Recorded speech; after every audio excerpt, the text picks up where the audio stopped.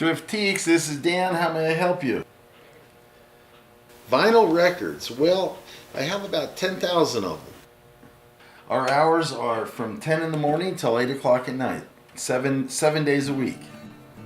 That sounds great. I'll see you when you get here. I did construction most of my life, and I was like, what a waste. I made good money, but this is so much more fun. I just love it. I collected baseball cards as a kid, and marbles, and I used to go to swap meets, and when I was a kid, I used to go with my dad. I just love that old vintage stuff, and it gets in your blood.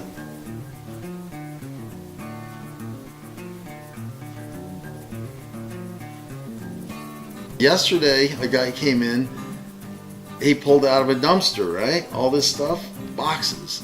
And it's just incredible stuff in there. I think this was in there, an inkwell from like the 20s.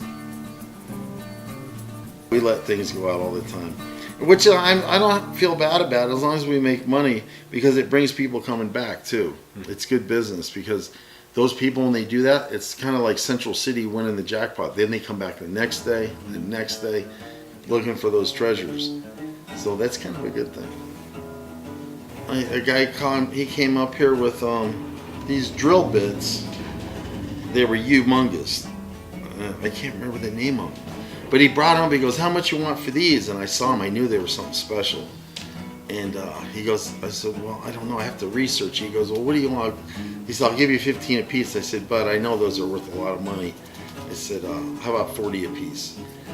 He goes, "Okay." He didn't even hesitate. He couldn't wait to get the money out. So I go over on my computer online and look it up, and they're $300 pieces. But I told the guy 40, and I had to let it go. So he got $80. He walked out. Used, they were selling for $600, both of them. I think the best thing is you don't know what's coming in.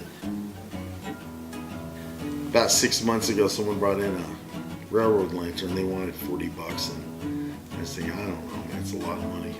I could sell them for 40 to 60 bucks, maybe 80. So it sat in here for a while. I decided to put it on eBay, and I was cleaning the globe. I took it out, and I'm kind of just tossing it around, playing with it. I put it on eBay. I started at 99 cents. Within 2 minutes, about, some guy in California says, "I'll give you $3,000 for that. Take it offline." And I'm like, it must be a typo. I ignored it. 10 minutes later, someone on the East Coast says, "I'll give you $4,000 for that. Take it off now." I'm like, what the hell? And so I contacted the first guy. I said, "Give me $5,000 and I'll take it off." And he says, "Done." So I took it off. He PayPal'd me $2,000, and he says, "I'll bring the other $3,000 this Friday. I'll drive up and get it from California." And I guess it was the globe on it, the thing that I was so careless with. It said Denver and Rio Grande. It was embossed in the red glass, and it was really rare. And he said, "If you have a yellow one like that," he says, "I'll give you $10,000.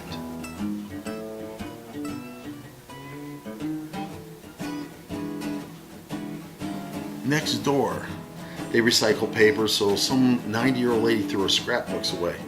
They dug them out, brought them over here, and they said, "Give us $10." I'm like, "Sure." And it has old movie cards from the silent film era. And they said, "Are they worth anything?" And I was like, "Yeah."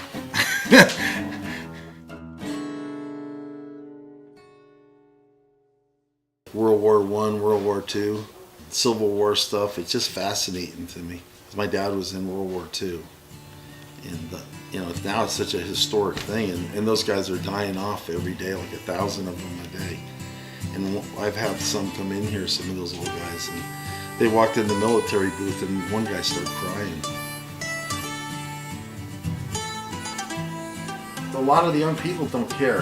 So I love when I see young people come in here, 13 years old. There's this one kid that comes in, and it feels good. Like, all right, let's hope for the future. This kid, he's there. I want to see more of that, because I don't know, I think that stuff's important. I think it's important to know where you came from, so you know where you're going. I can't wait to get here every day. I really can. I enjoy the heck out of it.